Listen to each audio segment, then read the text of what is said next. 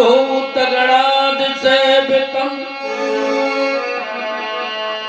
कपित जम्बो फलचार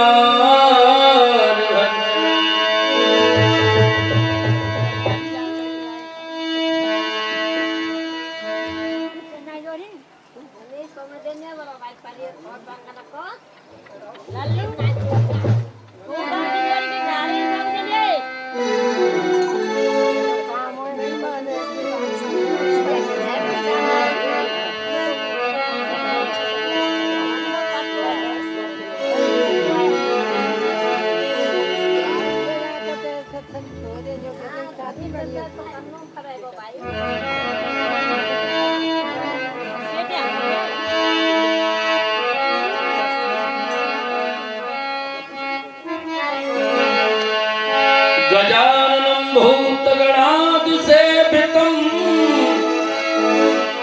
कपितजम्बूफलचारुभक्षणम्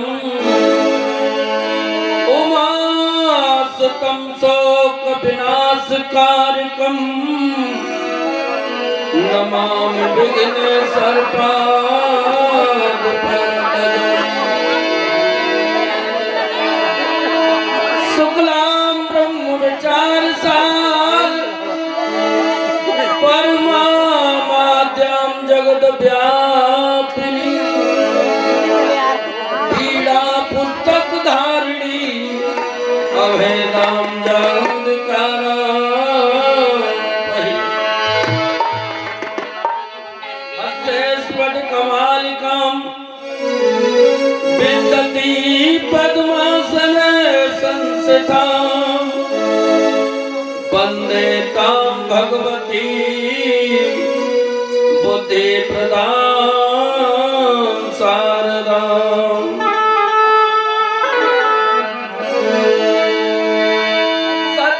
सच्चिदानन्दरूपाय विश्वोत्पत्त्यादिहेतवे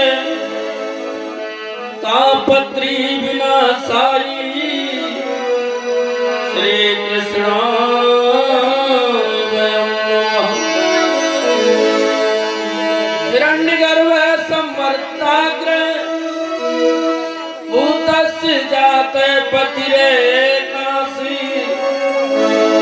सदाधारं पृथ्वीद्यां प्रेमं तस्मै देवाय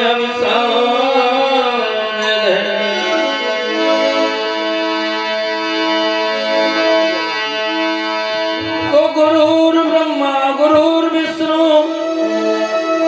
श्री गुरुदेव महेश्वर गुरुरेव साक्षात् परब्रह्म तस्मै श्री गुरुवे नमः। अखण्डमण्डलाकारं व्याप्तमेन चराचरम् तत्पदं दर्शितमेन तस्मै श्री गुरुवे नमः। शान्ताकारं भुजगशयनं पद्मनाभं सुरेशं विश्वाधारं गगनसदृशं मेघवर्णं शुभांगम्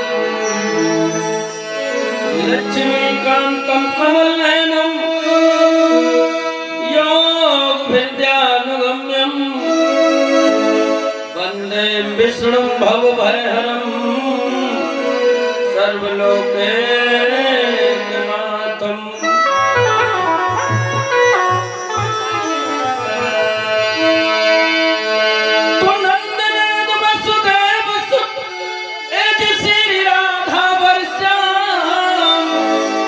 मनमोहन के चरण में मेरी कोट न कोट प्रणाम। कि संतन मंडल बंदगी ऐसी चरण शीश नभाए संत जनों की कृपा से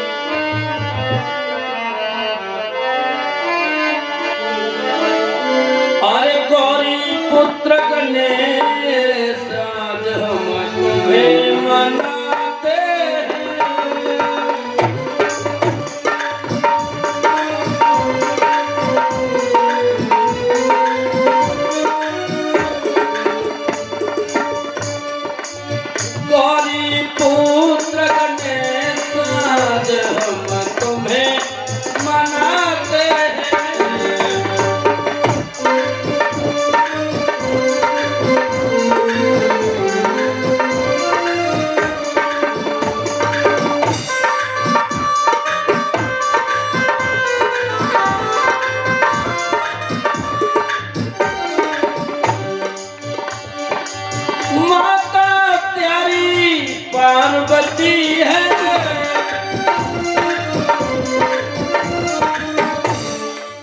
माता प्यारी पार्वती है।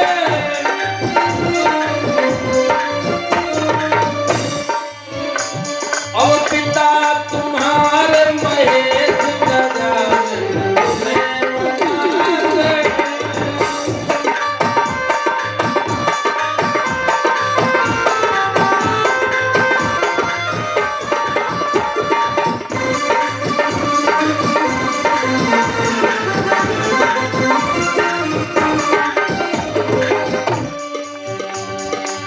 सब देवन में पहले पूजते हैं,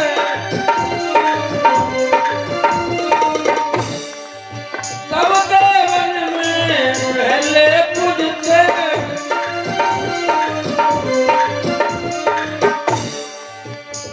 तुम देवन के सर्वेश गजानन तुम्हें मनाते हैं।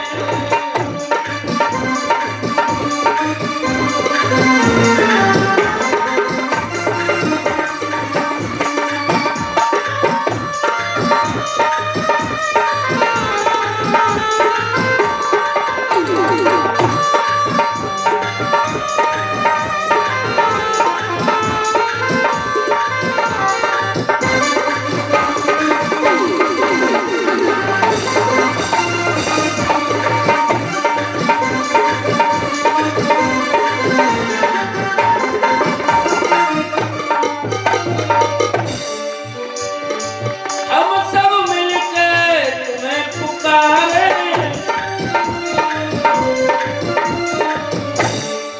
हम सब मिलके तुम्हें पुकारे।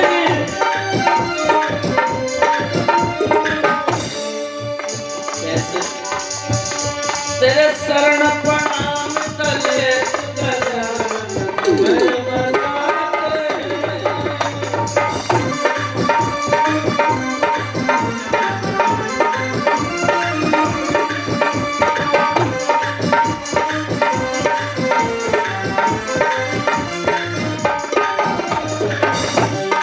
माँ गौरी के लाल राज तुम्हें मनाते हैं।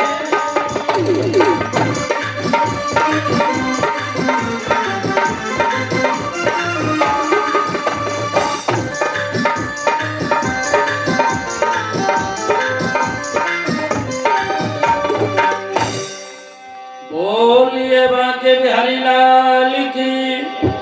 तो शोक नहीं करना चाहिए और अपने अंदर से ये भय निकाल दो कि मुझे तक्षक डसेगा और मेरी मौत होगी,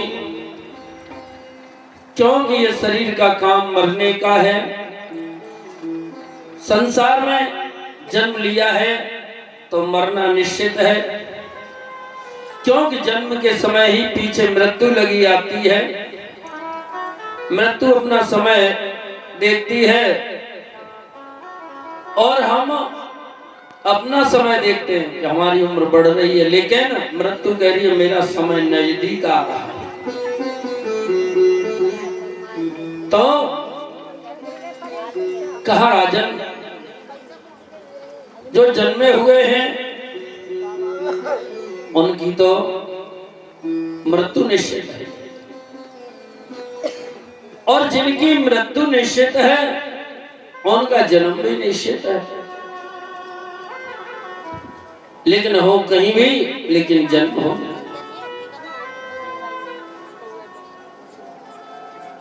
क्योंकि ये शरीर मरण धर्म है,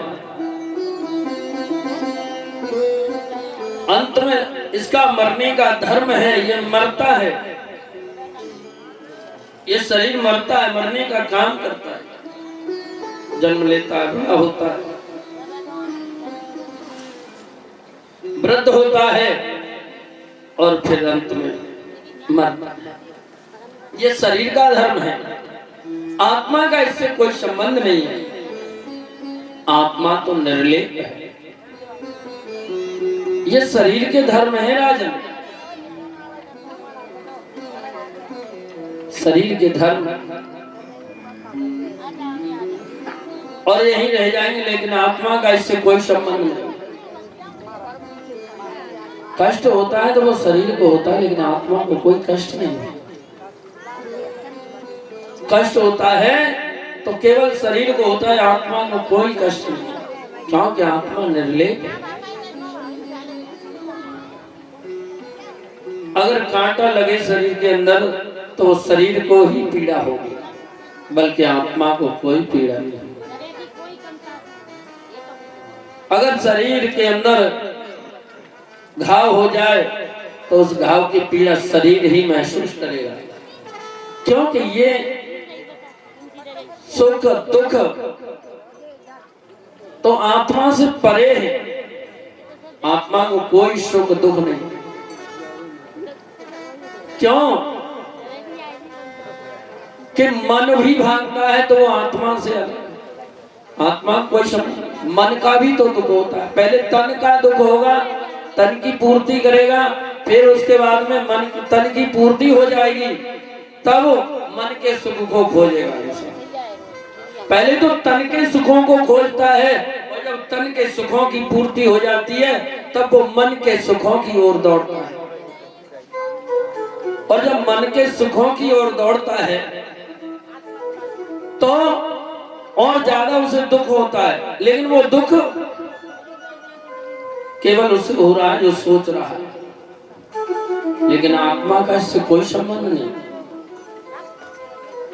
आत्मा का कोई संबंध नहीं। सोच रहा है तो उसे दुख हो रहा है कि मैं ऐसा काम करूंगा, लेकिन अगर वो काम नहीं हो पा रहा है तो उसे कष्ट हो रहा है, उसे कष्ट हो रहा है। तो इसलिए कहा राजन, ये तो सब संकल्प विकल्प जो भी उठते हैं ये सब शरीर के ही धर्म है, आत्मा का कोई संबंध नहीं। आत्मा निर्लेप है, आत्मा का किसी भी काल में नाश नहीं होता, किसी अवस्था में नाश नहीं होता है।